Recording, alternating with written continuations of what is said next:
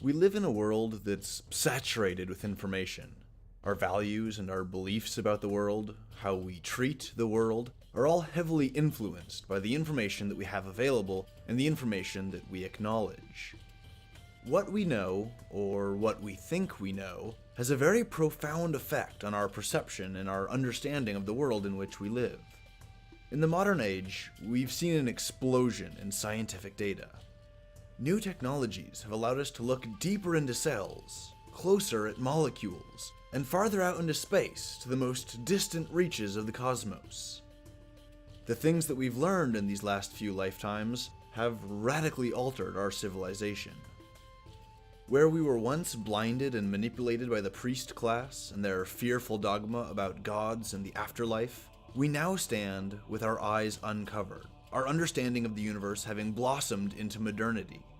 As a civilization, we are in the throes of transition, as the top-down, authoritarian, rule-based moral and philosophical structures of the past break down and give way to new, bottom-up forms of moral and philosophical beliefs. What do I mean by this? Well, instead of finding things like morality through the coercion of a god and a collective of an oligopoly of priests, instead we find our morality through reason, through evidence and empathy.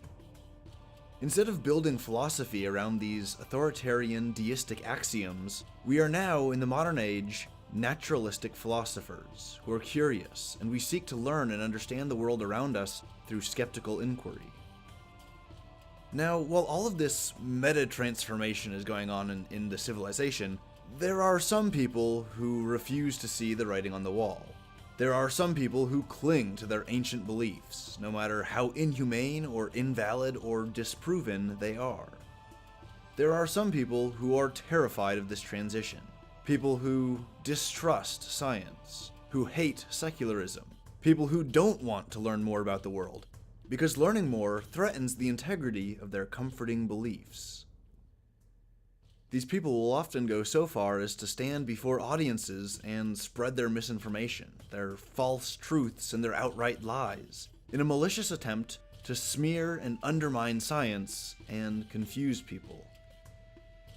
As someone who's passionate about science, and very excited about the technologies that science has given us and where we can go in the future, I can't stand for people to sit there and deny all of this because it makes them feel uncomfortable. I can't stand for it. Years of watching religious apologists and anti-evolution wingnuts have driven me crazy, and I can no longer sit by in silence as they spread their bullshit.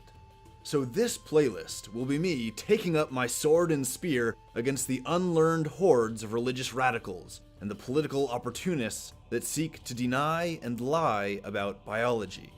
I'm going to hack apart the empty strawman arguments of Kent Hovind. I'm going to burn away the dishonest wordplay of Dinesh D'Souza. I'm going to crush the stupid drivel of Ken Ham. And I'm going to raze to the ground Answers in Genesis, Prager University, the Institute for Creation Research, and all the various slimy, sleazy, dishonest groups and organizations that peddle this kind of unscientific garbage. I'm going to lay waste to these intellectual mutants. I will call out their lies, I'll call out their half-truths, and I'll call out their dishonest, rhetorical questions. And I'll nail all of these people to the ground with cold, hard facts, with science and logic, and because I want to have a little fun, a small dose of mockery. Prepare to experience the one-sided slaughterfest of intellectual gore as the feeble arguments of science deniers and religious fundamentalists get torn apart and destroyed by the power of BioLogic.